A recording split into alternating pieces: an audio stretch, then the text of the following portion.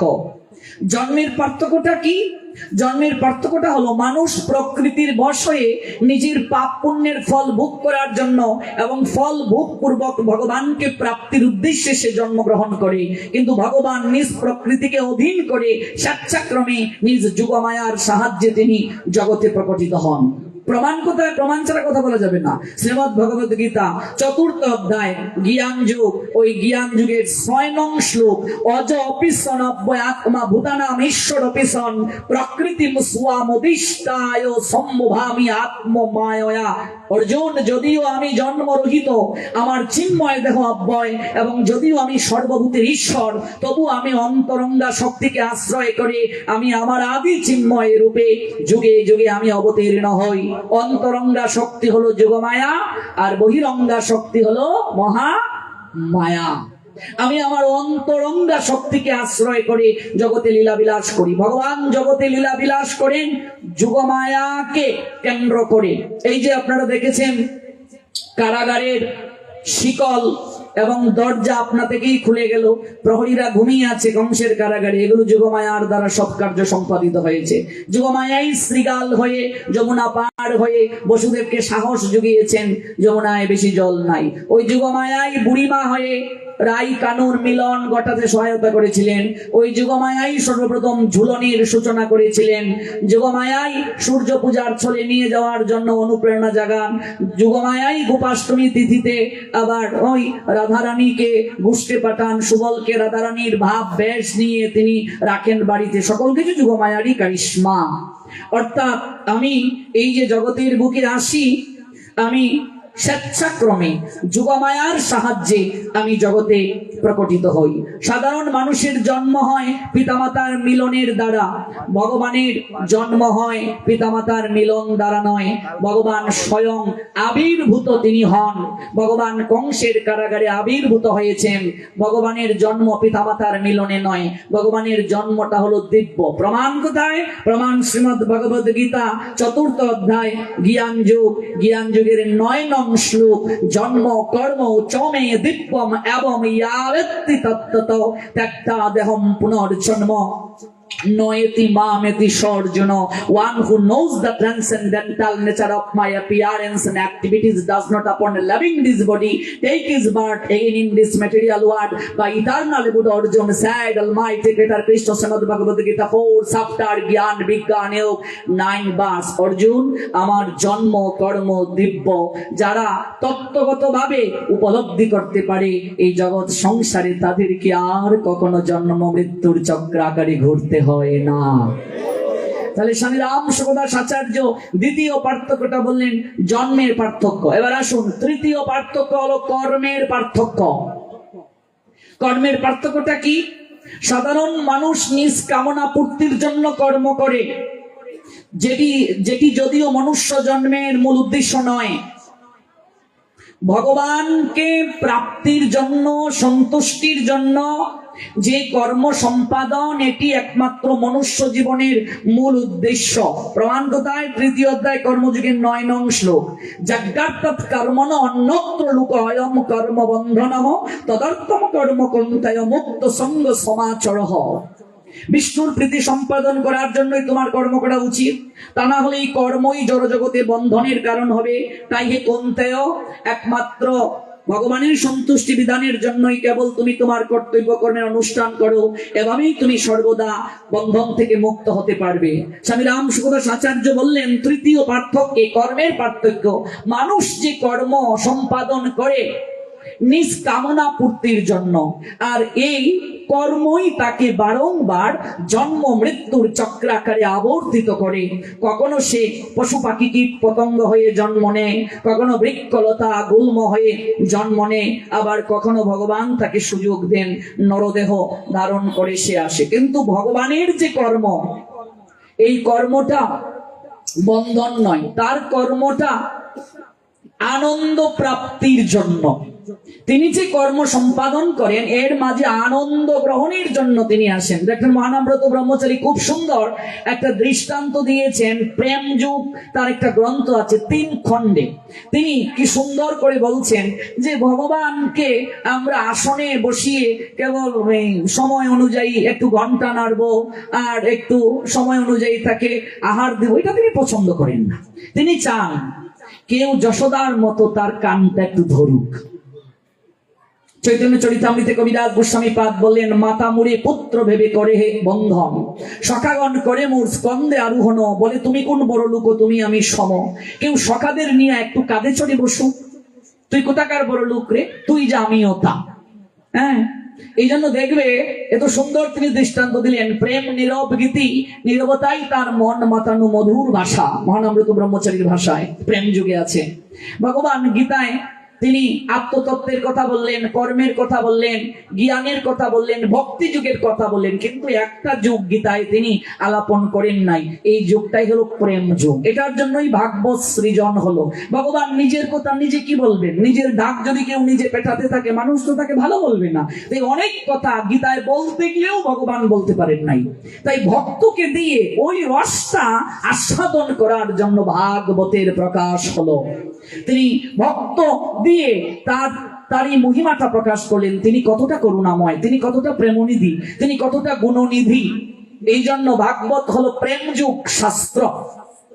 শুধু মনে রাখবে, কর্ম দ্বারাও ভগবানকে পাওয়া যায় না, শুধু জ্ঞান দ্বারাও ভগবানকে পাওয়া যায় না, শুধু ভক্তি দ্বারাও ভগবানকে পাওয়া যায় না, প্রেম মিশ্রিত ভক্তি দরকার। মহাসাধিকা মীরাবাই এই জন্য বলেছিলেন, বিনা প্রেম সে না হি মিলে নন্দলালা। প্রেম ব্যতীত প্রেমময়কে কোনোদিন পাওয়া যাবে না। প্রেমটাই একমাত্র আস্বাদ্য। ওই প্রেমের কারণেই দুর্যোধনের আতিথেয়তা অস্বীকার করে বিদুরের কুঠিরে গিয়ে ভগবান তিনি কলার খোসা গ্রহণ করেছিলেন বিদুর পত্নীর নৈকট্য থেকে। তিনি প্রেমের বড় কাঙ্গাল, তাই তিনি প্রেমময়, তাই তিনি রসিকেন্দ্র চূড়ামণি, প্রেম পুরুষোত্তম ভগবান। ওই যে তিনি কর্ম সম্পাদন করেন, ওই কর্ম সম্পাদনের মাঝে যে আনন্দ রস, যে প্রেম রস, এই প্রেম রসটা তিনি আস্বাদন করতে চান। স্বামী রামসুখদাস আচার্য জানালেন। কিন্তু মনে রাখবে, তার কিন্তু কর্ম নাই। কোথায় আছে? শ্রীমদ্ ভগবত গীতায় 3য় অধ্যায় কর্মযোগ। সেই কর্মযোগে 22 এবং 23 নং শ্লোকটা আপনি পড়বেন। সেই 22-23 নং শ্লোকে স্বয়ং বলা হয়েছে, নামে পার্থস্থি কর্তব্যম ত্রিষু লোকেষু কিঞ্চন নর বাপ্তব্যম অবাপ্তব্যম বর্তেব চ কর্মাণি যদি অহম ন বর্তম যত কর্মণি অতিনৃতম মম বর্তন বর্তন্তে মনুষ্য পার্থ সর্বস্ব ও Sanak Partha there is no work prescribed for me within all the 3 planetary systems, nor am I in want of anything, nor have I need to obtain anything, and yet I am engaged in prescribed duties, engaged in carefully performing prescribed duties. Oh my dear comrades, certainly all men would follow my path. হে পার্থ, এই ত্রিজগৎ সংসারে আমার কোনো কর্তব্য নেই, আমার অপ্রাপ্তব্য বলে কিছু নাই, আমার প্রাপ্তব্য বলেও কিছু নাই, তবু আমি কর্মে ব্যাপৃত আছি। হে পার্থ, আমি যদি অনলস হয়ে কর্তব্য কর্মে প্রবৃত্ত না হই, তবে আমার অনুবর্তী হয়ে সমস্ত মানুষই কর্ম ত্যাগ করবে। ভগবান নিজে আচরণ করে জগৎকে শিক্ষা প্রদান করার জন্য তিনি কর্ম সম্পাদন করেন, লীলারস আস্বাদন করার জন্য। এর মাঝেই দুষ্কৃতিকারীর বিনাশ হয়, এর মাঝেই ধর্ম সংস্থাপন হয়, এর মাঝেই সাধু পরিত্রাণ হয়। তাহলে কোন প্রসঙ্গ থেকে আমরা এত দূর গেলাম? আমাদের প্রসঙ্গটা ছিল যে ভগবানের অনন্ত নামের মাঝে একটা নাম সনাতন। এই সনাতন ধর্মে যখন উদার ভাব বিনষ্ট হয়ে যায়, দুষ্কৃতিকারী যখন মাথা নাড়া দিয়ে উঠেন, তখন ভগবান নিজেকে অবতীর্ণ করেন। আর কেন তিনি অবতীর্ণ করেন, আমরা এই বিষয়টা উপলব্ধি করতে পারলাম। এই বিশ্ব প্রকৃতির চিরায়ত রীতি অনুসারে এই সমাজে চলছে পালা বদলের খেলা। তাই সে খেলার সুপান বেয়ে একদিকে যেমন বেজে উঠে আগমনী সুর, আগমনী সুরটা মানে জন্ম, মানে আবির্ভাব, ঠিক তেমনি সময় অন্যদিকে বেজে ওঠে বিদায়ের করুণ সানাই।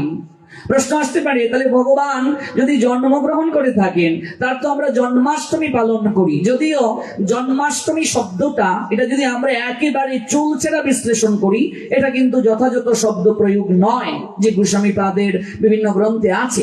আমরা এটাকে আবির্ভাব তিথি, সাধারণ মানুষ যারা বুঝে না তাদের জন্য এই শব্দটা প্রয়োগ। তার জন্মাষ্টমী আছে, আমরা ঢালাও ভাবে পালন করি, সরকারি ভাবেও পালন করা হয়। যদিও আজকাল সমাজে একটা প্রচলন চলছে, প্রচলনটা কি, ভগবানের জন্মাষ্টমীতে মিছিল হয়। মিছিল বুঝেন তো, শুভ শুভ শুভ দিন শ্রীকৃষ্ণের জন্মদিন, এইভাবে মিছিল দেয়া হয়। মনে হচ্ছে শ্রীকৃষ্ণ যেন তাদের মস্তুত ভাই, মানে শুভ শুভ শুভ দিন শ্রীকৃষ্ণের জন্মদিন। এইভাবে যারা রাষ্ট্রীয়ভাবেও পালন করে, তারা এইভাবে মিছিল দেয়। রাষ্ট্রের কাছে এই মেসেজগুলো দেওয়ার জন্য অনেক সংগঠন আছে, তারা যদি এই বিষয়গুলো সম্বন্ধে পুঙ্খানুপুঙ্খভাবে না জানে, তাহলে এটা আমাদের জন্য একটা বড় দুর্ভাগ্য হয়ে দাঁড়ায়। এবং দেখবে হ্যাপি বার্থডে গুপু সোনা, এরকম একেবারে এত এত স্ট্যাটাস ফেসবুকে। গতকাল দেখলাম ভারতে এক জায়গায় এক মা সিলিকনের গোপালকে হাসপাতালে নিয়ে গিয়েছে, তার নাকি মনে হচ্ছে গোপালের দাঁতে পোকা হয়েছে, তাই ডাক্তারের কাছে নিয়ে গেছে গোপালকে দেখানোর জন্য। কি আশ্চর্য! আবার কেউ কেউ এমন ভাবে সে গোপালকে তার ছেলে, মানে আজকাল সব হয়ে গেছে চারিদিকে, যে আপন ভজন কথা না বলিও যথাযথ, আপনি আপনি সাবধান, এই বাক্যটা আর এখন আর কোনো প্রযোজ্য নাই, এটার অর্থ আর রইল না। আমার মনে হয় আজ এই সনাতন গোস্বামী পাদ থেকে শুরু করে আমাদের সরগোস্বামী পাদগণের যে বৈরাগ্য, এক এক বৃক্ষের নিচে তারা বাস করতেন, যে তারা এক একজন সারা বাংলার প্রধানমন্ত্রী ছিলেন, একজন অর্থমন্ত্রী ছিলেন, রূপার সনাতন সব ছেড়ে চলে গেলেন। আর রঘুনাথ দাস গোস্বামী পাদের কথা কি বলবো, ইন্দ্রসম ঐশ্বর্য, স্বর্গের অপ্সরা সম তার স্ত্রী ছিল। প্রত্যেক গোস্বামী পাদগণ পূর্বতন আচার্যগণ রাজা জমিদারের সন্তান, তাদের যে বৈরাগ্য। কিন্তু এখন আমাদের বৈষ্ণব সমাজে এই বৈরাগ্য হলে মানুষের মাঝে এরকম একটা ধারণা, তো এগো আনকালচার, এগো কিছু জানে না, এগো কিছু বোঝে না, মানে টাইম লাইনে যে যত বেশি, যার প্রবচনে ভিউ যত বেশি, আমরা মনে করি সে তত বড় প্রবক্তা, তত বড় সে বৈষ্ণব, তত বড় সে সাধু। আজকাল কোন গুরুদেবের কত বেশি শিষ্য, কার পাঠ কত বেশি ভিউ, এই নিয়ে আমরা একটা বিচার বিশ্লেষণ করতে শুরু করছি, বৈষ্ণবতা নিরূপণ করতে শুরু করছি, যা করতে গিয়ে আমরা একটা অপরাধ করে ফেলছি। এই জন্য ভজনটা দেখানো নয়, দেখবেন রান্না করে ভোগ লাগানোর আগে ভিডিও করে ফেসবুকে ছড়া হয়ে গেছে, মানে ভগবানকে নিবেদন পর্যন্ত করা হয় নাই, ফেসবুকে চলে গিয়েছে। আবার কেউ কেউ আজ আমি 1 লক্ষ হরিনাম করলাম, আচ্ছা এটা ফেসবুকে দেওয়ার কি দরকার আছে? আমি 1 লক্ষ হরিনাম করলাম, কই নামাচার্য 3 লক্ষ হরিনাম করলেন হরিদাস ঠাকুর। তিনি শেষ দিকে যখন একেবারে কান্নাজড়িত কণ্ঠে মহাপ্রভুর কাছে বললেন, প্রভু আমার শরীর ভালো আছে, কিন্তু আমার অসুস্থ বুদ্ধি, আমার মনটা অসুস্থ, আমি আগের মতো আর হরিনাম করতে পারি না, আমি আগের মতো হরিনাম সম্পূর্ণ করতে পারি না। মহাপ্রভু তখন বলেছিলেন, হরিদাস তুমি তো বৃদ্ধ হয়ে গেছো, একটু নাম সংখ্যা কমিয়ে করো, সিদ্ধ হয়ে গেছো, আর কত, তুমি এই অবতার ধারণ করেছো জগৎকে নামের শিক্ষা দেওয়ার জন্য, তুমি তোমার কার্য সম্পূর্ণ করেছো হরিদাস, একটু এখন কমিয়ে করো। কি বলেছিলেন হরিদাস? মাত্র 3 লক্ষ হরিনাম করি প্রভু, মাত্র 3 লক্ষ হরিনাম করি প্রভু, আর আগের মতো নাম সংখ্যা সম্পূর্ণ করতে পারিনি, এই দুঃখে আমি তোমার কাছে কান্না করছি, তুমি আমায় বলছো আমি নাম সংখ্যা কমিয়ে দেব। প্রভু গো, হীন জাতিতে জন্ম মোর নিন্দ কলেব, ওই নামের আশ্রয় যেদিন নিয়েছিলাম সেদিন তুমি আমাকে বৈকুণ্ঠের ঊর্ধ্বগতি স্থান দিয়েছিলে, বিপ্রের শ্রাদ্ধ বাসরে তুমি আমাকে শ্রেষ্ঠ আসনটা দান করেছিলে নবদ্বীপে। প্রভু শ্রেষ্ঠ আসন কার শ্রাদ্ধে জানেন? ওই আমাদের অদ্বৈত আচার্য প্রভুর বাবা কুবের আচার্য, এই যে কদিন আগে পন তীর্থে স্নানে গেলেন, কুবের আচার্যের শ্রাদ্ধে নবদ্বীপের শ্রেষ্ঠ আসনটা এই জবন হরিদাসকে দেয়া হয়েছিল। তুমি আমাকে শ্রেষ্ঠ গতি দান করেছিলে, আর আমি এই নাম কমিয়ে দেব। সাধক কাঁদে ভজন যদি করতে না পারে সাধক কাঁদে। আমরা আমরা ফাঁকি দিতে চাই। আমরা প্রচার করতে গেলে অনেকে আমাদের কাছে বলে, আচ্ছা দুমালা সংকল্প আমার বাবা, যদি দুমালা করতে না পারি পরের দিন কি একসঙ্গে 4 মালা করলে হবে? মাত্র 2 মালা করে, তাও বলছে যদি করতে না পারি পরের দিন কি একসঙ্গে করতে পারবো না, নির্ধারিত সংখ্যক হরিনাম করতেই হবে যে কোনো মূল্যে। চৈতন্য ভাগবতে ছিল বৃন্দাবন দাস ঠাকুর কঠোর বার্তা দিলেন, শঙ্কা নাম করিতে প্রভু যে স্থানেতে বইসে, তথায় রাখেন প্রভু তুলসীরে পাশে, তুলসীরে দেখেন প্রভু জপেন শঙ্কা নাম, এই ভক্তি যুগের তত্ত্বকে বুঝিবে আম। যে আজকে আমি 2 মালা করলাম, কালকে 4 মালা, আরেকদিন করলামই না, আরেকদিন 16 মালা, আরেকদিন সময় পেলাম 64 মালা। আমাদের প্রভুপাদ বলছেন এগুলো 5 মিশালি ভাব। এই ভাব নিয়ে কখনো ভাব রাজ্যে প্রবেশ করা যায় না, এই ভাব নিয়ে কখনো ভগবানকে প্রাপ্ত হওয়া যায় না। সাধক কাঁদে ভজন করতে না পারলে। সাধক কি বলে জানেন? সাধক বলে, প্রভু আমার এই অঙ্গ প্রত্যঙ্গ যদি তোমার সেবায় না লাগাতে পারি, যদি এই দশা কোনোদিন আমার হয়, এই দশা হওয়ার আগেই তুমি এই জগৎ থেকে আমাকে নিয়ে যাও। এই দশা হওয়ার আগে, এই বিছানায় পড়ার আগে তুমি আমাকে নিয়ে যেও। সিদ্ধ জগন্নাথ দাস বাবাজি মহারাজ, সিদ্ধ বাবা, এই সিদ্ধ বাবা ভজন করেন, তখন নবদ্বীপে ভজন করছেন তিনি, নবদ্বীপে আছেন তিনি। সিদ্ধ ছিল জগন্নাথ দাস বাবাজি মহারাজ শ্রী বৃন্দাবনীয় শৃঙ্গার বটের বাঁকুড়া জেলার পুরুনিয়া পাটির জগদানন্দ গোস্বামীর মন্ত্র শিষ্য, এবং গোবর্ধনবাসী সিদ্ধ ছিল কৃষ্ণদাস বাবাজি মহারাজের ভ্যাকের শিষ্য। সূর্যকুণ্ডে তিনি যখন ভজন করতেন, সিদ্ধ মধুসূদন দাস বাবাজি মহারাজকে শিক্ষা গুরু রূপে তিনি গ্রহণ করেছিলেন। ওই সিদ্ধ জগন্নাথ দাস বাবাজি মহারাজ এই জগতে অর্থাৎ এই কলিযুগে তিনি প্রকট ছিলেন। তিনি প্রকট ছিলেন 147 বছর, 1304 সালের ফাল্গুনী শুক্লা প্রতিপদে তিনি জগৎ থেকে সদামে চলে যান। ওই সিদ্ধ বাবা তখন তিনি বৃদ্ধ অবস্থায় আছেন, একেবারে চামড়াগুলো ভাঁজ হয়ে গেছে, নুয়ে পড়েছে। এই যে চোখের পাতির উপরের যে অংশটা, এই অংশটা এইভাবে নুয়ে পড়ে গেছে। তার প্রিয় শিষ্য বিহারীকে ডাকছেন, বিহারী বাবাজিকে, বিহারী ও বিহারী, একটু চন্দন চর্চিত করে তুলসী পত্র আমার হাতে তুলে দে, আর বা হাতে ঘন্টাটা দে না বিহারী, তুই আমার চোখের উপরের অংশের চামড়াটা একটু তুলে ধর বিহারী, আমি 2টো তুলসী পত্র আমার গৌরাঙ্গ সুন্দরীর 2টো চরণে দিতে চাই বিহারী। ভাবে দেখুন, অনুভব করুন, বয়সের বারে নত, কোথাও যদি যেতে চান চলতে পারেন না। বিহারী তার প্রিয় শিষ্য একটা টুকরির মাঝে বাবাকে বসিয়ে এক জায়গা থেকে আরেক জায়গায় নিয়ে যান, কিন্তু যখন নাম সংকীর্তন কোথাও দেখেন কেউ হরিনাম করছে, সঙ্গে সঙ্গে তিনি টুকরি থেকে লাফিয়ে নেমে কিশোরের নিয়ায় নৃত্য করতে শুরু করেন। চোখের চামড়াটা ঝুলে পড়েছে, দেখতে পাচ্ছেন না। তখনও তিনি বলছেন, চন্দন চর্চিত করে 2টো তুলসী পত্র আমার হাতে দে না বিহারী, আমি আমার গৌরাঙ্গ সুন্দরীর চরণে 2টো তুলসী পত্র দেব। ও বিহারী, আমার চামড়াটা তুলে ধর। দেখুন, এই বয়সেও তিনি ভজন থেকে নিজেকে মুক্ত করছেন না। সাধক সর্বদা কাঁদে কখন? যখন সে সেবানন্দ থেকে বঞ্চিত হয়, ভজন আনন্দ থেকে যখন বঞ্চিত হয়, সাধক তখন কাঁদে। নবদ্বীপে তখন বন্যা, চারিদিকে প্লাবিত, বিশুদ্ধ জল নেই।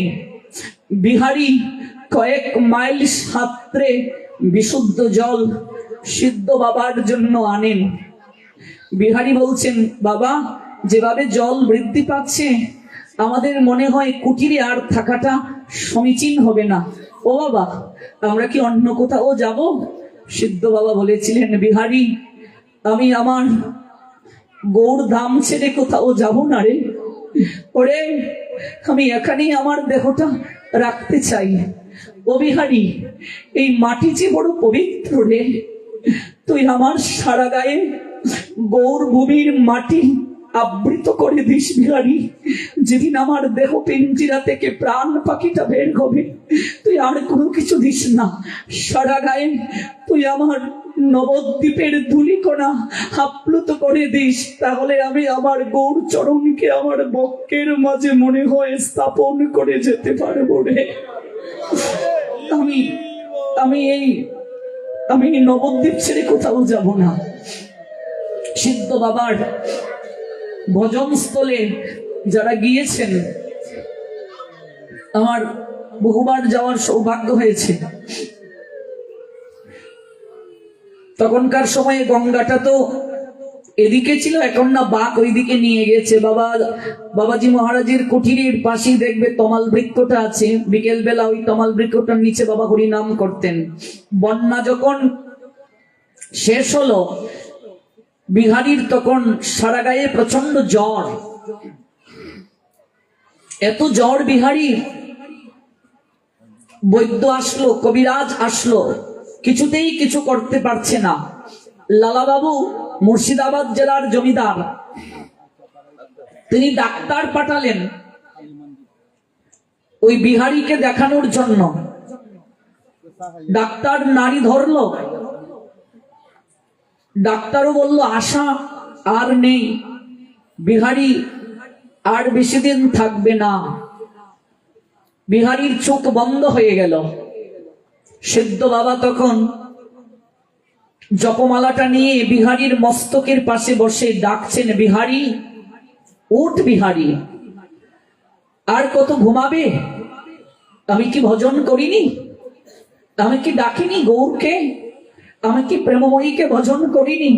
ওরে দেখি আমার নিকট থেকে তোকে কে কেড়ে নেয়। ও বিহারী উঠ একবার, তুই যদি চলে যাস, ওরে কে আমার গৌর হরির জন্য রন্ধন করবে রে? তার সেবাটা কে করবে বিহারী? তুই যদি চলে যাস, কে সেবা করবে? তোর হাতে সেবা না হলে আমার গৌর হরির যে ভুজন স্ফূর্তি হয় না রে। উঠ বিহারী। কাঁদছেন সিদ্ধ বাবা, হরিনাম করছেন মস্তক পাশে বসে। 21 দিন কেটে গেল, সিদ্ধ বাবা হরিনাম করছেন 21 দিন। 21 দিন পর বিহারী চোখ মেলে তাকালো, বাবা আমি কোথায়? আমার কি হয়েছে? তোর কিচ্ছু হয়নি বিহারী, উঠ, স্নান করে হায়, রসুই করে যা, রন্ধন কর। ওরে 21 দিন যাব আমি জল গ্রহণ করিনি রে। ওরে 21 দিন যাবত আমি আমার গৌর হরির দুটো চরণে দুটো তুলসী পত্র দেইনি রে। আমি সেবা থেকে বঞ্চিত ছিলাম রে। উঠ বিহারী, স্নান করে হায়, রসুই খর। 21 দিন যাবত আমার গৌর হরির না খেয়ে আছে রে। 21 দিন যাবত আমার গৌর হরির না খেয়ে আছে। তুই স্নান করে হায়, রসুই করে যা, রান্না বসা। বিহারী স্নান সেরে নিল, রসুই করলো, গৌর হরিকে ভোগ নিবেদন করলো। এই বিহারীকে কিছুকাল পর সিদ্ধ বাবা বললেন, বিহারী সারা জীবন তুই আমার সেবা করলে, তোকে আমি কিচ্ছু দিতে পারিনি। গৌর হরির সেবায় তুই আমাকে সহায়তা করলে, তোকে আমি কিচ্ছু দিতে পারিনি। তোকে 4-5 গাড়ি টাকা দিয়ে যাই। কাঁদতে কাঁদতে বিহারী বাবাজি মহারাজের দুটো চরণ জড়িয়ে ধরে বলেছিলেন, বাবা নাম চিন্তাম না, ধাম চিন্তাম না। তুমি আমাকে সংসার ত্যাগ করিয়ে ধামে আনলে, নামে রুচি দিলে, ভজন কি জানালে। আজকে তুমি আমায় 4-5 গাড়ির টাকা দিতে চাচ্ছ বাবা? কেন মনে হলো তোমার এই 4-5 গাড়ি আমাকে টাকা দেয়া প্রয়োজন? ওরে আমি আর বেশি দিন থাকবো না রে বিহারী, আমি চলে যাব। 4-5 দিন পর মহাপ্রভু আমায় নিতে আসবে। তুই মনে মনে ভাবছিস যার সম্বল একটা জল খাওয়ার লুটা, একটা ছেঁড়া কম্বল, সে তোকে 4-5 গাড়ি টাকা কি করে দেবে? একবার বলে দেখ, ওই 4-5 গাড়ি টাকা যদি তোকে দিয়ে যায়, আমায় পাবে না। কি চাস বল? বিহারী সেদিন সিদ্ধ বাবার দুটো চরণ জড়িয়ে ধরে কাঁদতে কাঁদতে বলেছিল, বাবা মনে পড়ে 21 দিন আমি তো মরেই গিয়েছিলাম, তুমি আমার মস্তকের পাশে হরিনাম করে তোমাকে তুমি দ্বিতীয় জীবন দান করলে, একমাত্র সেবায় সুযোগ দান করার জন্য। বাবা 4-5 দিন পর স্বয়ং মহাপ্রভু তোমায় নিতে আসবে, তাই না? যদি কিছু দিতে হয় আজ কথা দিয়ে যাও, যেদিন মহাপ্রভু তোমায় নিতে আসবে, যেদিন স্বয়ং শ্রীকৃষ্ণ চৈতন্য মহাপ্রভু তোমায় নিতে আসবে, তার কাছে তুমি আমার একটা আবেদন জানিও।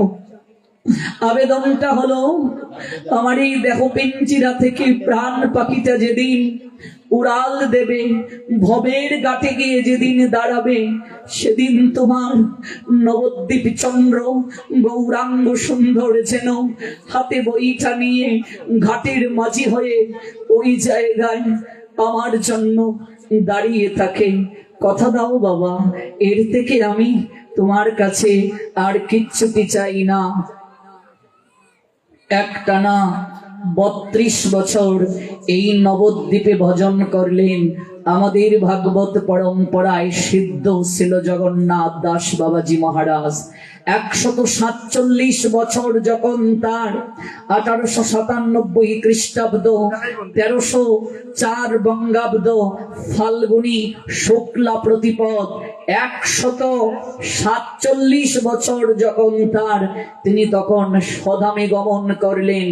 বিহারীকে তিনি আশীষ দিয়ে গিয়েছিলেন, 100 বছর তুই কলিযুগে পরমায়ু পাবি বিহারী। এই বিহারী সুদীর্ঘ 15 বছর সিদ্ধ বাবা দেহ রাখার পর নবদ্বীপের কুটিরে ভজন করলেন। যে খেলি কদম্ব বৃক্ষটার নিচে সিদ্ধ বাবা ভজন করতেন, সিদ্ধ বাবা অপ্রকট হওয়ার পর সেই খেলি কদম্ব বৃক্ষের সকল পত্র ঝরে পড়েছিল। মরমী ভক্তগণ, সাধকগণ, মহন্ত মহারাজগণ সেদিন ওই বৃক্ষের পত্র ঝরে পড়া দেখে তারা অজুর ধারায় কেঁদেছিল। ওই বৃক্ষটাও সেদিন সিদ্ধ হয়ে গিয়েছিল। যে নামাচার্য ছিল হরিদাস ঠাকুরকে মহাপ্রভু প্রশ্ন করেছিলেন যে নাম উচ্চেশ্বরী কেন করব হরিদাস? যে যারা পশু পাখি কীট পতঙ্গ বৃক্ষলতা গুল্ম, যাদের চেতনা আছে কিন্তু নাম করতে পারে না, তাদেরকে উদ্ধার করার জন্য ওই বাচিক জপের প্রবর্তন করে গেলেন। ওই বৃক্ষটাও সিদ্ধ হয়ে গিয়েছিল। আজকে কে তাকে হরিনাম শোনাবে? এই জন্য সিদ্ধ ওই কেলিকদম্ব বৃক্ষটা সেও যেন আজ অনুরণন দিচ্ছে, সেও যেন আজ রুনাজারি জ্ঞাপন করছে। কেলিকদম্ব বৃক্ষের পত্রগুলো ঝরে পড়লো, বাকলগুলো উঠে গেল, আর সেই বৃক্ষের কাণ্ডের মাঝে হরে কৃষ্ণ নাম অঙ্কিত হয়েছিল। সেবা আনন্দের থেকে শ্রেষ্ঠ কোনো আনন্দ জগতে আর কিছু হতে পারে না। যে প্রসঙ্গ থেকে এত দূর গেলাম, সাধক সেবানন্দ থেকে যদি বঞ্চিত হয় তখন সে আর জীবন ধারণ করতে চায় না। সেবানন্দটাই জীবনে শ্রেষ্ঠ প্রাপ্তি। তোমার সেবায় যদি লাগতে না পারি, এই দেহ আর রাখিও না। একটা দৃষ্টান্ত দিয়ে আমি আলোচনা বিশ্রামের পথে যাব। ভাগবতে দেখবেন অম্বরীশ মহারাজ সমগ্র ইন্দ্রিয় দ্বারা তিনি ভগবানকে সেবা করেছেন। বহুবিধ শ্লোক রয়েছে ভাগবতে। সমগ্র ইন্দ্রিয় দ্বারা তিনি ভগবানকে সেবা করেছেন। সেবা আনন্দের মতো শ্রেষ্ঠ আনন্দ আর জগতে কিছু হতে পারে না।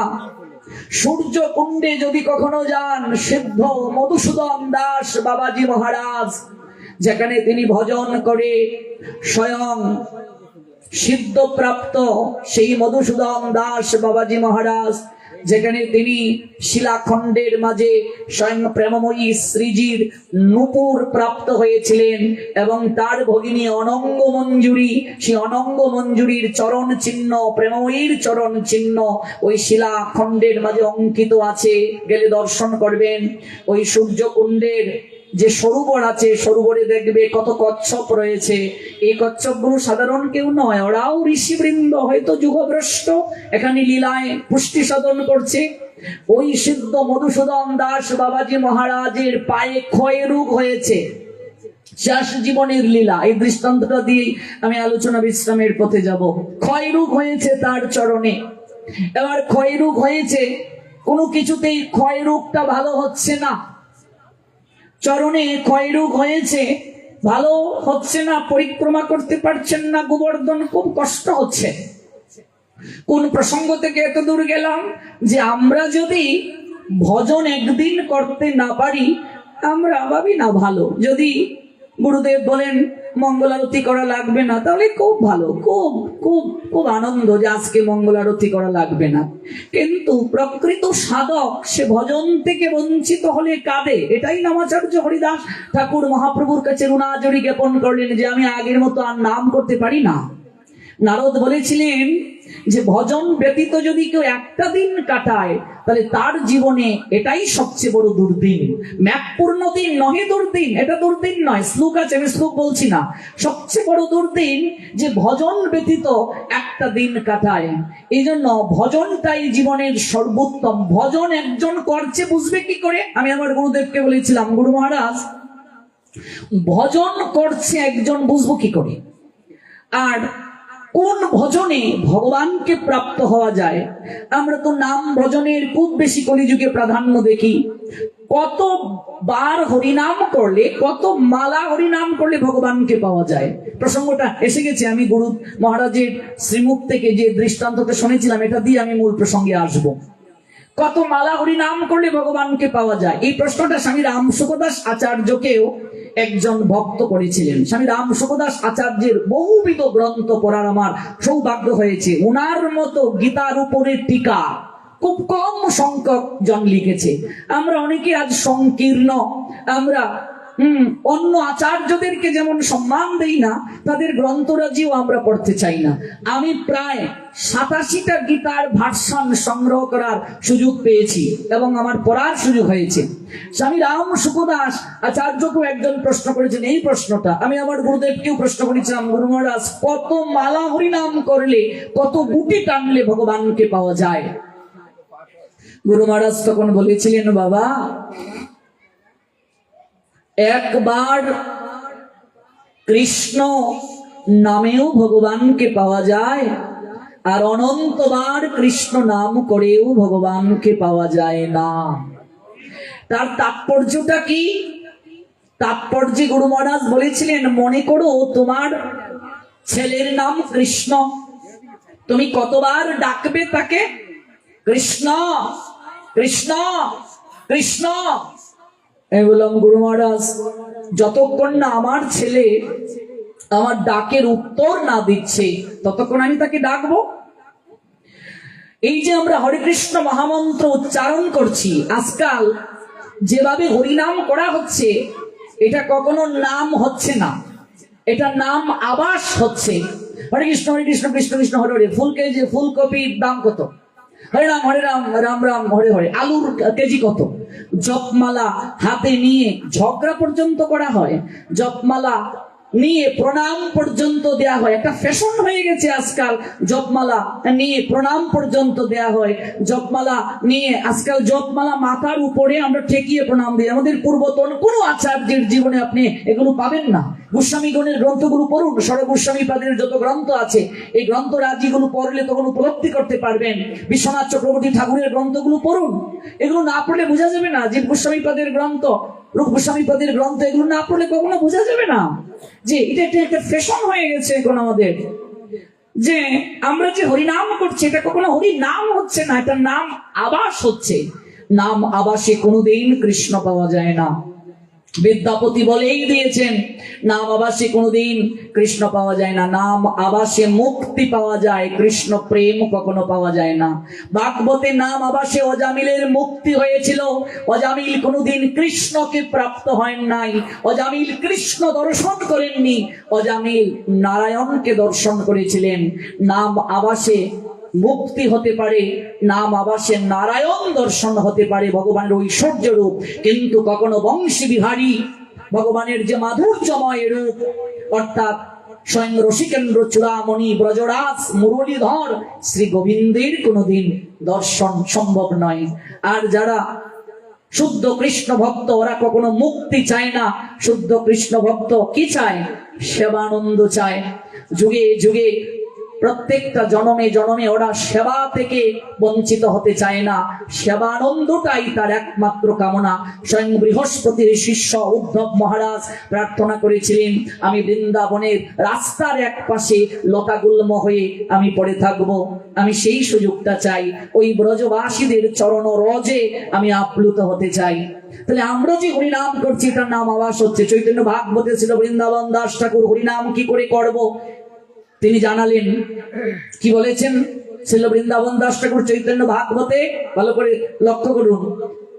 শঙ্কা নাম করিতে প্রভু যে স্থানেতে বইসে, তথায় রাখেন প্রভু তুলসীরে পাশে, তুলসীরে দেখেন প্রভু জপেন শঙ্কা নাম, এই ভক্তি যুগের তত্ত্বকে বুঝবে আন।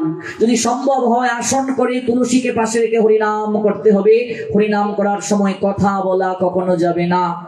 আমরা যেভাবে হরিনাম করছি, এটা অনন্তকালে হরিনাম করলে কৃষ্ণ দর্শন হবে না, তবে হ্যাঁ কৃপা হচ্ছে, নাম আবাস হচ্ছে, কিছু না কিছু তো কল্যাণ হচ্ছে, কিছু না কিছু মঙ্গল হচ্ছে।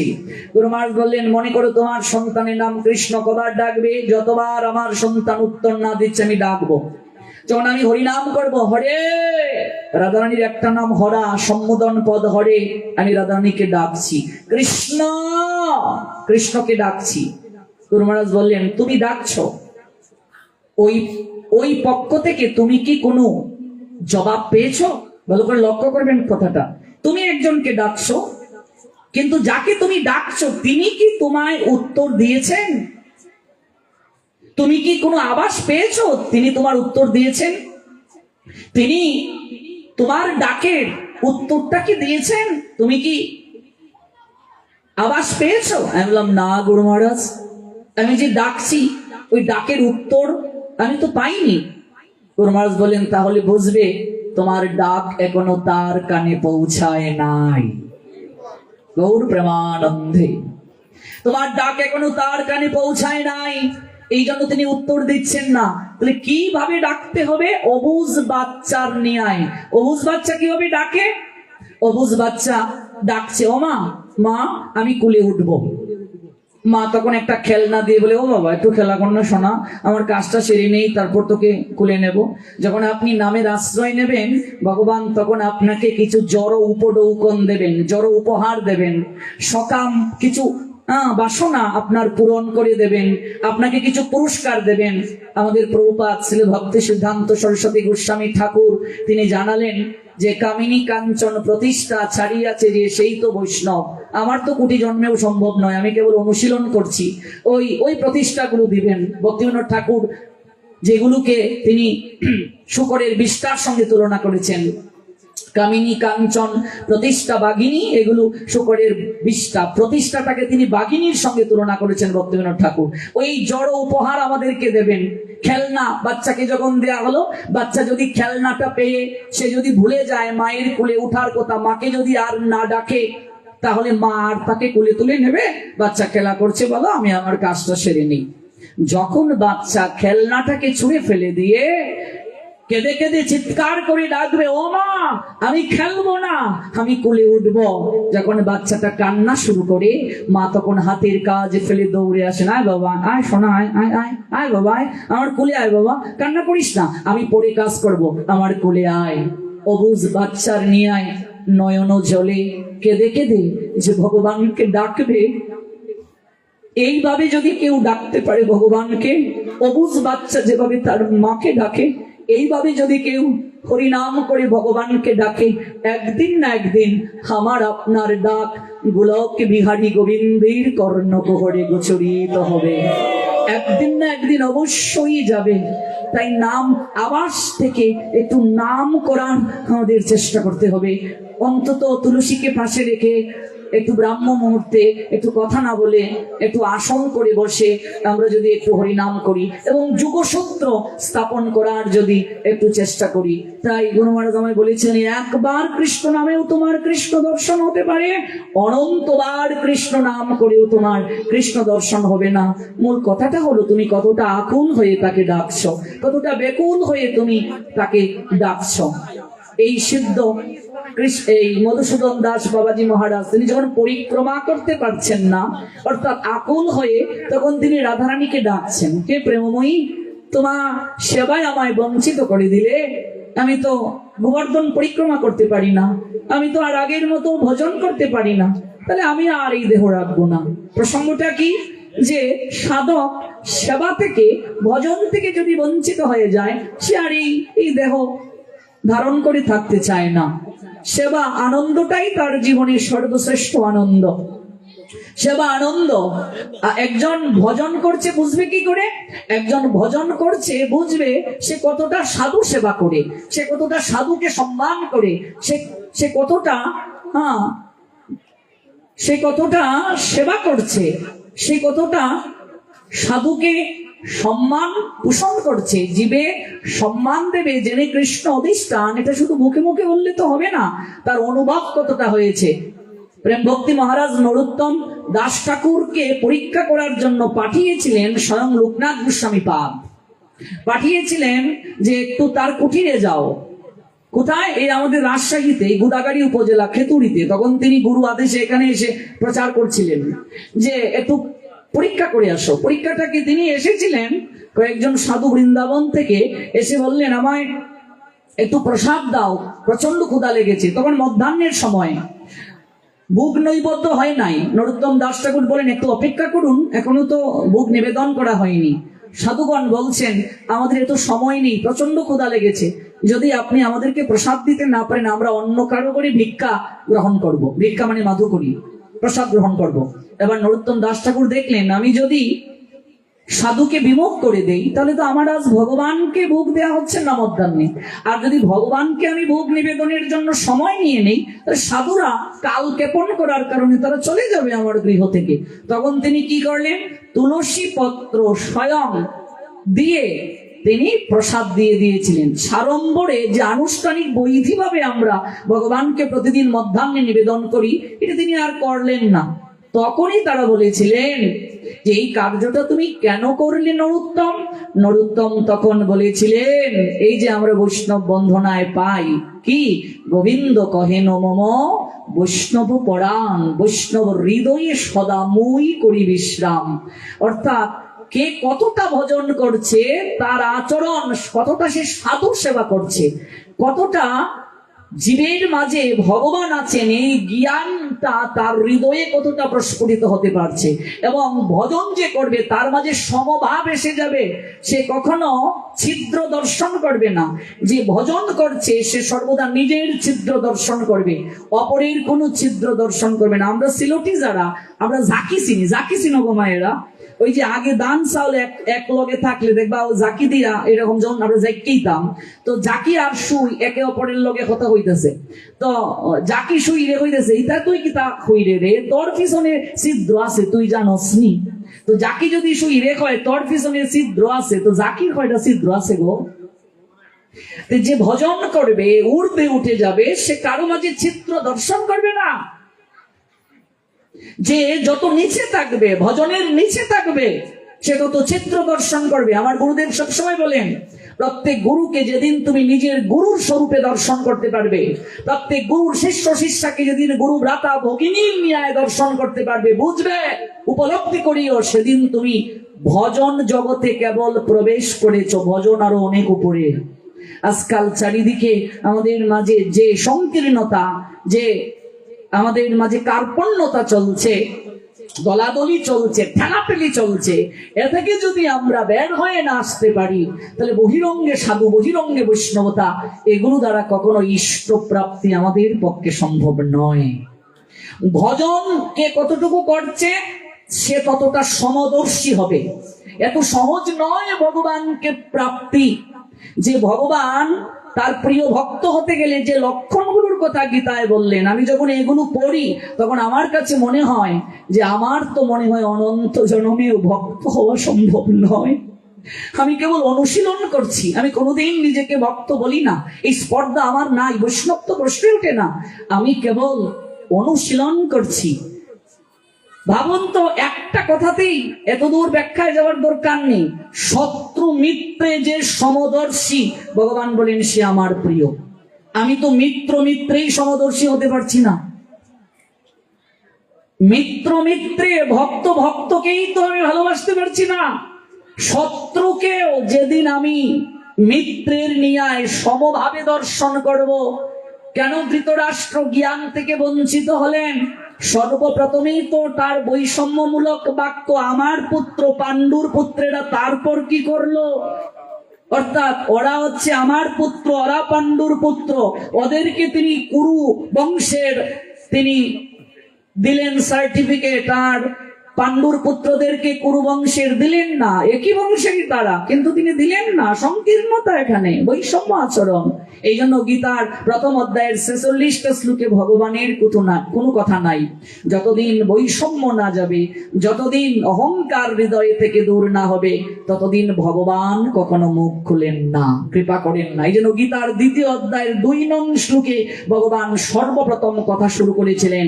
এর আগে কোনো কথা ভগবানের নাই, শুধু নিরীক্ষণ করলেন। দেখবেন ভালো করে পড়ে, শুধু অবলোকন করলেন, অর্জুনের সকল কথা অবলোকন করলেন। তার মাঝে যে অহংকার, উভয় পক্ষের কুরু সৈন্যদের মাঝখানে আমার রথ স্থাপন করো, দেখি কে বা কারা আমার সঙ্গে যুদ্ধ করার অভিলাষী হয়ে এসেছে।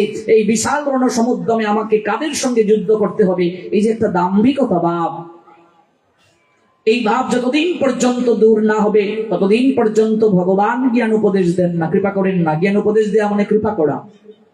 যখন তিনি বললেন যে আমার ত্বক জ্বালাতন করছে, মুখ শুষ্ক হয়ে যাচ্ছে, আমার মুখ দিয়ে কথা বের হচ্ছে না, আমি অলুক্ষণ কুলক্ষণ দর্শন করছি, আমি কি করব কিছুই বুঝতে পারছি না, তাই তোমার চরণে আমি শরণ নিলাম, তুমি বলো আমার কর্তব্য কি। তখনই ভগবান জ্ঞান দিতে শুরু করলেন। এর আগে কিন্তু দেন নাই। ওই সমভাবটা যখন আসছে এবং জিজ্ঞাসু ভাবটা যখন আসছে, তখনই জ্ঞান দিতে শুরু করলেন। তাহলে দেখুন, সেবানন্দ থেকে যদি কেউ বঞ্চিত হয়ে যায়, সে আর দেহ চায় না। ভজন থেকে বঞ্চিত হয়ে গেলে সে আর দেহ রক্ষা চায় না। প্রেমই তুমি আমায় বঞ্চিত করেছো, আমি আর এই জনম রাখবো না। তাই তিনি চরণের মাঝে কাপড় দ্বারা বাঁধলেন, বেঁধে গভীর জঙ্গলে পড়ে রইলেন। কে? সিদ্ধ মধুসূদন দাস বাবাজি মহারাজ, যিনি আমাদের সিদ্ধ জগন্নাথ দাস বাবাজি মহারাজের শিক্ষা গুরু। সিদ্ধ মধুসূদন দাস বাবাজি মহারাজ, সূর্যকুণ্ডে সিদ্ধ বাবা তিনি। স্বামী প্রেময়ী রাধা রানী তাকে কৃপা করেছিলেন। সিদ্ধ বাবা ওই চরণের মাঝে ক্ষয়রোগ তো কুষ্ঠবেদীর তার হয়েছিল, তখন তিনি কাপড় দ্বারা জড়িয়ে তিনি ওই জঙ্গলে পড়ে রইলেন, যে আমি যদি থাকি তাহলে অনেকে আমার সেবা করবে। আর প্রকৃত যে ভজনশীল, সে কারো সেবা সহজে গ্রহণ করবে না। আমার গুরুদেব সবসময় বলেন, বাবা যতদিন শরীরে যৌবন থাকবে নিজের সেবা নিজে করার চেষ্টা করবে, নিজের রান্নাটা নিজে করার চেষ্টা করবে, ভোগ লাগানো নিজে করার চেষ্টা করবে, তুলসী পত্র নিজে দেওয়ার চেষ্টা করবে, সবগুলো নিজে করার চেষ্টা করবে। কারণ এই জীবন তুমি প্রাপ্ত হয়েছ, সেবার অধিকার পেলে আগামী জন্মে সেই অধিকার নাও পেতে পারো। হেলায় হেলায় এই জীবন কাটিও না। তাহলে আমি যদি থাকি অনেকে আমায় সেবা করবে, তাই ভাবলেন না আমি ওই গভীর জঙ্গলে গিয়ে পড়ে থাকবো, কেউ যেন আমায় না দেখে। ওই পায়ের মাঝে কাপড় পেঁচিয়ে ওই গভীর জঙ্গলে গিয়ে পড়ে রইলেন। গভীর জঙ্গলে কেউ যেন না দেখে, এবং জল ত্যাগ করে ফেললেন। জল গ্রহণ করবেন না, অন্ন ত্যাগ করলেন, কোনো প্রসাদ গ্রহণ করবেন না, রুটিও গ্রহণ করবেন না, কিছুই গ্রহণ করবেন না। ডাকছেন প্রেমময়ীকে, তুমি আমায় সেবা থেকে যেহেতু বঞ্চিত করে ফেললে, আমি আর এই প্রাণ রাখবো না, আমি প্রাণ বিসর্জন দেব। পড়ে রইলেন, 3 দিন 3 রাত পড়ে রইলেন গভীর জঙ্গলের মাঝে একাকী। প্রেমময়ী শ্রীমতী রাধারানী স্বয়ং ব্রজেশ্বরী শ্রীজি আর স্থির থাকতে পারলেন না। তখন তিনি কিশোরীর রূপ ধারণ করলেন। যে গৃহে সিদ্ধ বাবা ভিক্ষা করতে যেতেন সেই গৃহের বালিকার রূপ ধারণ করলেন। মাটির পাত্রে জল আর মাটির পাত্রে রুটি সবজি নিয়ে হাজির হলেন। ডাকলেন, এই নাও, রাধে রাধে, এই নাও রুটি সবজি জল। মরতে চাও কেন? ভিক্ষায় 3 দিন যাবত যাচ্ছ না কেন? মা কত চিন্তা করছেন তোমার জন্য। তুমিও তো আমাদের ঘরের সদস্য, প্রতিদিন তোমার জন্য রুটি সবজি মা বানিয়ে রাখেন। যাচ্ছ না কেন? মরতে চাও কেন? মৃত্যুর দ্বারা সে কি আর প্রেমময়ীকে পাওয়া যায়? দেখুন, স্বয়ং প্রেমময়ী বলছেন যে কথাটা মহাপ্রভু সনাতনকে বলেছিলেন। সনাতন যখন ওই কুণ্ডরসা হওয়ার পরে রথের চাকার নিচে তিনি দেহ রাখতে চেয়েছিলেন, মহাপ্রভু তখন বলেছিলেন, কখনো দেহত্যাগে কৃষ্ণ পাওয়া যায় না সনাতন। কৃষ্ণকে প্রাপ্ত হতে গেলে হৃদয়ের প্রেম বড় দরকার, ভক্তিটা বড় দরকার। ভজন ব্যতীত কখনো ভগবান পাওয়া যায় না, সেবা ব্যতীত ভগবানকে কোনোদিন পাওয়া যায় না। সনাতন, যেদিন তুমি আমার চরণে এসেছিলে, এই দেহ মন প্রাণ সকল কিছুই তো তুমি আমায় দান করে দিয়েছিলে। কার দেহ তুমি নষ্ট করতে চাও? ভিক্ষা যেদিন আপনার হয়েছে সেদিন আপনি গুরু গৌরাঙ্গের চরণে আপনার দেহ দান করে দিয়েছেন। এই দেহ আর আপনার নয়। কেন আপনি দেহটাকে অযত্নে অবহেলায় নষ্ট করবেন? ওই দেহটা তো একমাত্র গুরু বৈষ্ণব ভগবানের সেবার জন্য প্রাপ্তি। তুমি ওই দেহটা নষ্ট করতে চাচ্ছ? মরতে চাও কেন? যাও না কেন ভিক্ষায়? এই, তুই কি করে সংবাদ পেলি আমি এই জঙ্গলের মাঝে পড়ে আছি? যা, আমি প্রসাদ পাবো না। অভিমান করে আবার। এই নাও, আমার অনেক কাজ আছে, এতটা পথ হেঁটে তোমাকে খুঁজতে খুঁজতে কোথাও পাই না। ওই মাঝ জঙ্গলে পড়ে রয়েছো কাপড় পেঁচিয়ে। এই নাও, রুটি খেয়ে নাও, সবজি সবজি প্রসাদ পেয়ে নাও, জলটা পেয়ে নাও। বলছি তো আমি প্রসাদ পাবো না, যা, তুই চলে যা। এরে লালি, তুই জানলি কি করে আমি এই জায়গায় আছি? যাওয়ার সময় প্রেমময়ী বলে যাচ্ছেন, শোনো গো, এই জগৎ সংসারে সবার কাছে সবকিছু লুকালেও বৃন্দাবনে আমার কাছ থেকে কিছু লুকানো যায় না। সবার কাছে সবকিছু লুকালেও আমার কাছে কিছু লুকানো যায় না। আমি সব জানি। এই বলছিস কি? শুনে যা, আমি যাই যাই বাপু, আমার অনেক কাজ পড়ে আছে। এই বলে মেয়েটা 1 পা 2 পা করে এগিয়ে গেল। সিদ্ধ বাবা তাকিয়ে রইলেন, দেখলেন চোখের পলকে 1 পা 2 পা করে এগিয়ে গিয়ে কোথায় যেন মেয়েটা হারিয়ে গেল। সিদ্ধ বাবা ওই মাটির পাত্রটা যখন হাতে তুলে নিলেন, তার সর্বাঙ্গে তখন একটা অষ্টসাত্ত্বিক বিকার এসে গেল। প্রসাদটা যখন গ্রহণ করলেন, জীবনে তো অনেক রুটি প্রসাদ গ্রহণ করেছি, আমার তো এমন কখনো মনে হচ্ছে না এ যেন আমি অমৃত গ্রহণ করলাম। প্রসাদের পাত্র স্পর্শের সঙ্গে সঙ্গে, প্রসাদ গ্রহণ করার সঙ্গে সঙ্গে অষ্টসাত্ত্বিক বিকার শরীরে দেখা দিল এবং দেখলেন তার সঙ্গে সঙ্গে ক্ষুধা তৃষ্ণা সকল কিছু চলে গেছে। ওই চরণের বাঁধনটা খুললেন, খুলে দেখলেন যে পায়ের মাঝে ঘা ছিল, ওই ক্ষয়রোগ ঘা, কিচ্ছু নাই। কি হলো? কি আশ্চর্য! আমারই তো আনন্দ লাগছে, আমি তো অনেক ভালো। তখনই তার হৃদয় মাঝে একটা সংশয় হলো। কে এলো মাটির পাত্রে আর মাটির গ্লাসে জল নিয়ে? আমি যে গৃহে প্রতিদিন মাদুকরি করতে যাই, সেই ঘরের লালি না লালির রূপে স্বয়ং আমার ব্রজেশ্বরী প্রেমময়ী শ্রীমতী রাধারানী? কে এলো গো? কে এলো? কাঁদতে কাঁদতে সিদ্ধ মধুসূদন দাস বাবাজি মহারাজ যে গৃহে তিনি প্রতিদিন ভিক্ষা করতে যেতেন, সেই গৃহের দ্বারে এসে দাঁড়ালেন। মা, মা, ঘরে আছো মা? পরিচিত কণ্ঠস্বর শুনে গৃহকর্ত্রী দৌড়ে এলেন ভেতর থেকে। বাবা এলে? 3 দিন যে এলে না, কি হয়েছিল তোমার? আমি প্রতিদিন তোমার জন্য রুটি সবজি আলাদা করে রেখেছি, এলে না কেন বাবা? ভিক্ষায় কেন এলে না? 3 দিন কোথায় আহার করলে? ফেল ফেল করে সিদ্ধ বাবা তাকিয়ে আছেন। মা, সত্যি করে বলো মা, লালি কি রুটি সবজি আর মাটির পাত্রে জল নিয়ে গিয়েছিল? তুমি কি তাকে পাঠিয়েছো মা? আমি যে 3 দিন আসিনি, লালিকে তুমি রুটি সবজি জল দিয়ে পাঠিয়েছো? বলো কি? লালি? লালিকে তো আমি দিয়ে পাঠাইনি, লালি তো গৃহে নেই। তাহলে কে মা আমার জন্য রুটি সবজি জল নিয়ে গেল? কে নিয়ে গেল? কে নিয়ে গেল? এই কথা বলতে বলতে হা রাধে শ্রী রাধে, হা রাধে শ্রী রাধে বলে তিনি লুটিয়ে পড়লেন। গৃহকর্ত্রী এলেন। কি হয়েছে বাবা? কি হয়েছে বলো, কি হয়েছে? কিচ্ছু হয়নি মা, কিচ্ছু হয়নি। সিদ্ধ বাবার আর বোঝার বাকি রইল না। হে প্রেমময়ী, হে শ্রীমতী রাধারানী, তুমি স্বয়ং আমার জন্য রুটি সবজি নিয়ে এলে, তুমি স্বয়ং নিয়ে এলে। দৈববাণী হলো, ওরে সেবানন্দ থেকে বঞ্চিত হয়ে তুই কেঁদেছিলি রে। আমি সব সহ্য করতে পারি, আমি 2টো জিনিস সহ্য করতে পারি না রে।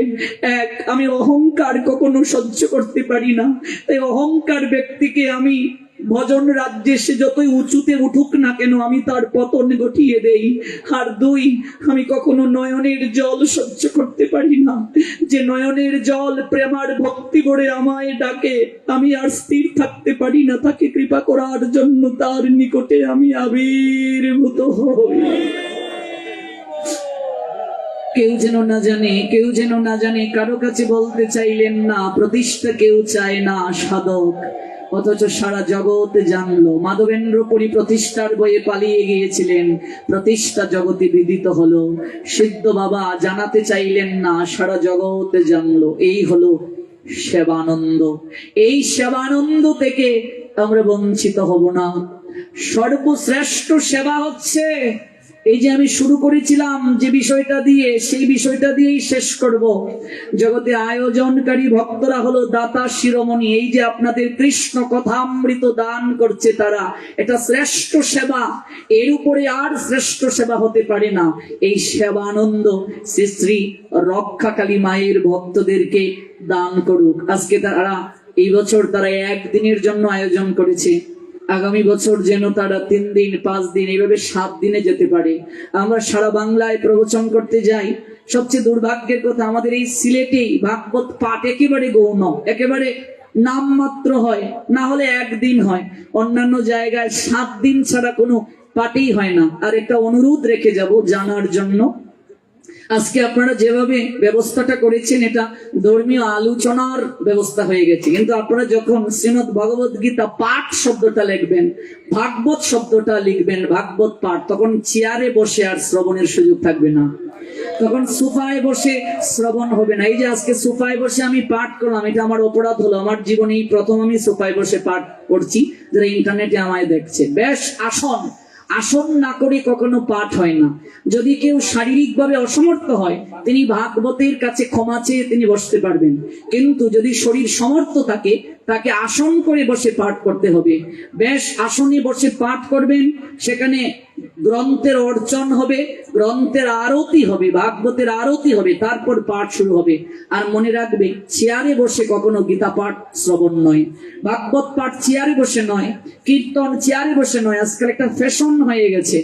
যারা অসমর্থ, অপারক, যারা নিচে বসতে পারে না, তারা ভাগবতের কাছে ক্ষমা চেয়ে আঙ্গিনা থেকে দূরে, অর্থাৎ মূল যে আঙ্গিনা সাজানো হবে তার অনেক দূরে তারা চেয়ারে বসতে পারবে, সেটাও ক্ষমা চেয়ে। কিন্তু যারা সমর্থ তারা কখনো চেয়ারে বসে করবে না। তাই আগামী বছর যদি গীতা কিংবা ভাগবত পাঠের আয়োজন করেন, তখন আপনারা এরকম মঞ্চ না বানিয়ে বেশ আসন বানাবেন, বেশ আসন, এবং নিচে ভক্তদেরকে বসার ব্যবস্থা করে দেবেন। আমি আয়োজনকারী ভক্তবৃন্দের প্রতি বিশেষ কৃতজ্ঞতা নিবেদন করছি, তারা এত সুন্দর করে একটা আয়োজন করেছেন। আপনারা কেউ উঠবেন না, আর 2 মিনিট শুনে যান, আমি শেষ করছি। অর্থাৎ